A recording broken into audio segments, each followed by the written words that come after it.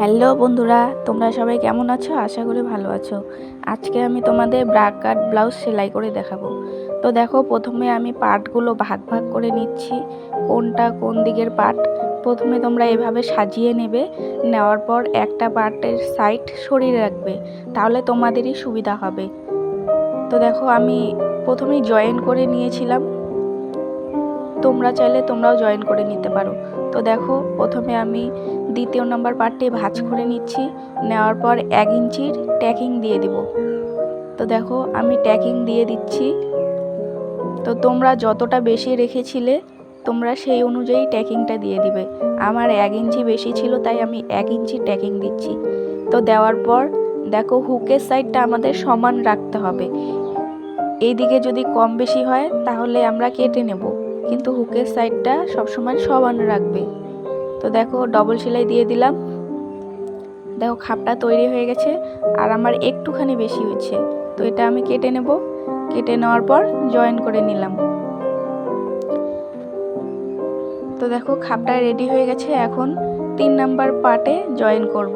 তো দেখো, গলার সাইডে প্রথমে সমান রাখবে, রেখে হালকা হাতে সেলাই করতে হবে, কোনো টানাটানি করা যাবে না।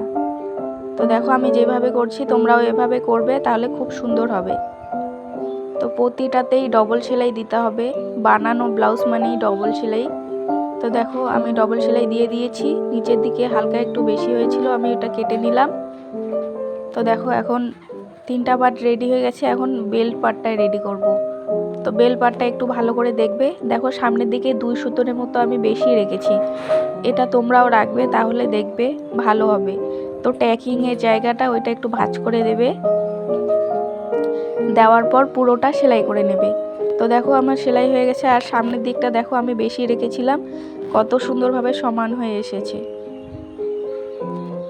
তো সাইডের বাড়তি কাপড়টা আমি কেটে দেব। কেটে দেওয়া হয়ে গেছে। এখন এটার উপরে আমি একটা চাপ সেলাই দেব বেল্টের পাটে। তো দেখো, আমি চাপ সেলাই দিচ্ছি, তোমরাও দিয়ে নেবে। তো দেখো, আমি 2বার চাপ সেলাই দিই, তোমরা যদি পারো একবারও দিতে পারো, ওইটা নিয়ে কোনো সমস্যা নেই।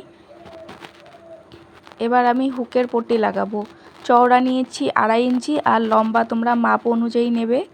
তো প্রথমে সেলাই করে নিচ্ছি।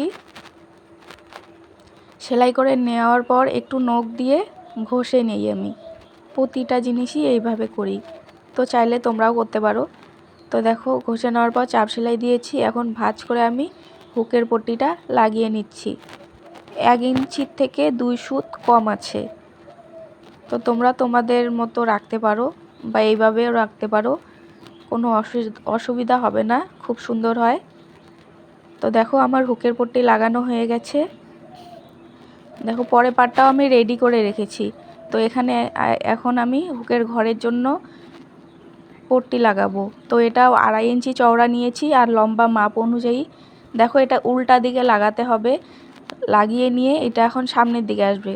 প্রথমে একটা ভাঁজ করে নেবে, তারপরে আরেকটা ভাঁজ করবে, করে একদম সাইডে সেলাই করে নেবে। তো দেখো, আমার রেডি হয়ে গেল। তো তোমরা যারা আমার চ্যানেলে প্রথম, অবশ্যই ইউটিউবে হয়ে থাকলে চ্যানেলটি সাবস্ক্রাইব করে দেবে, আর ফেসবুকে হয়ে থাকলে পেজটি ফলো করে দেবে। তো তোমরা যদি এটা বারবার দেখতে চাও, তোমাদের টাইমলাইনে শেয়ার করে রাখবে। তো ভিডিওটি কেমন হয়েছে অবশ্যই কমেন্ট বক্সে জানাবে। তো টাটা বন্ধু।